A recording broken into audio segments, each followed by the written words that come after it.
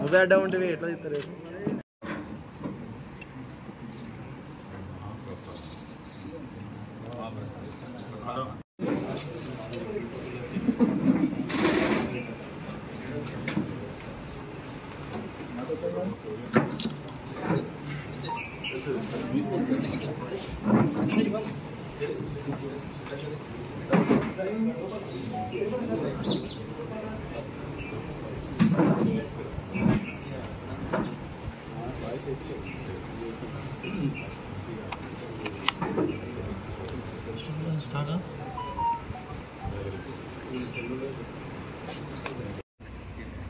Medical college అన్ని ట్రీట్మెంట్లు free treatment totally medical కాలేజ్లో 2-3 నెలల్లో అందుబాటులోకి వస్తుంది విత్ ఇన్ 3-4 months.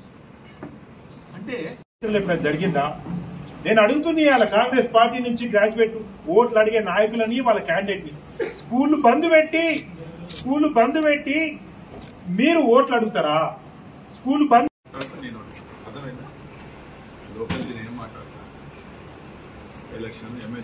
మీరు ఓకే? నమస్కారాలు.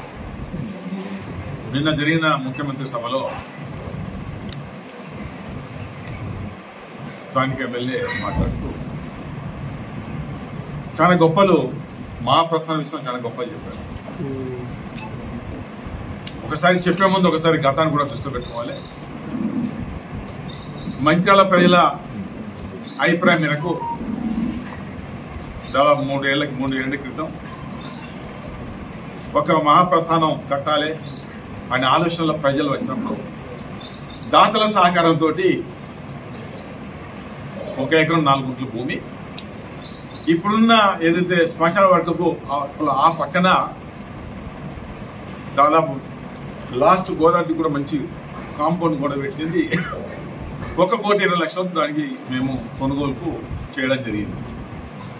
మేము మీటింగ్ పెడితేనే స్వచ్ఛందంగా ఎవరికి ఏ రకంగా మేము బలవంతం చేయకుండా దాదాపు 90 లక్షల రూపాయలు ఆనాడు ఆ భూమి కోసం వసూలు కావాలి.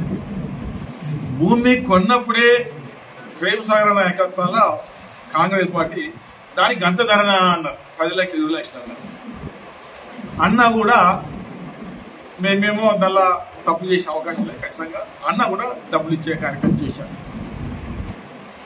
అయితే ఈ 2021లో నీరు వచ్చినప్పుడు ఎప్పుడు రాలేదు, 1 ఎమ్మెల్యే కింద రాలేదు.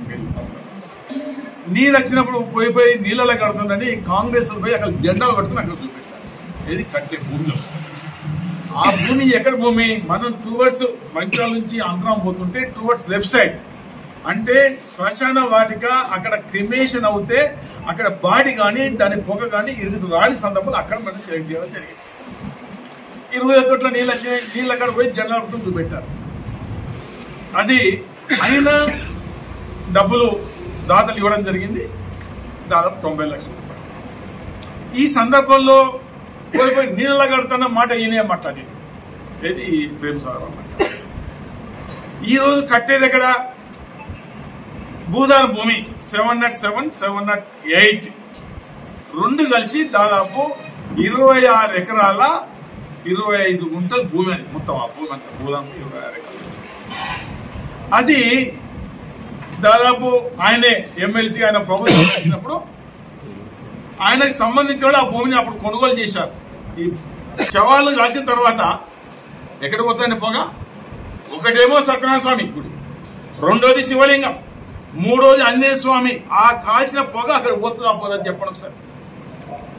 కాల్చిన పొగ ఎటు పోతుంది? మన చరిత్ర చూస్తే టువర్డ్స్ మంచిర్యాల నుంచి ఆంధ్ర పోతుంటే లెఫ్ట్ సైడ్ తప్ప ఎప్పుడు రైట్ సైడ్ ఏది శవాలు కాలేదు, లెఫ్ట్ సైడ్. అది అక్కడ కడితే బాగుంటుండే, ఎవరికి అభ్యంతరం లేదు. అందులో ఎంత అవినీతి చెప్పండి కదా. మొదలు 4,60,00,000, ఇవాళ ఎంతనండి? నేను చెప్పాడు 11,50,00,000 అంటే 2 నెలల 15 రోజులకే దాన్ని 3 అంతలు పెరిగింది. పెద్ద ఎత్తున అవినీతి ఇందులో.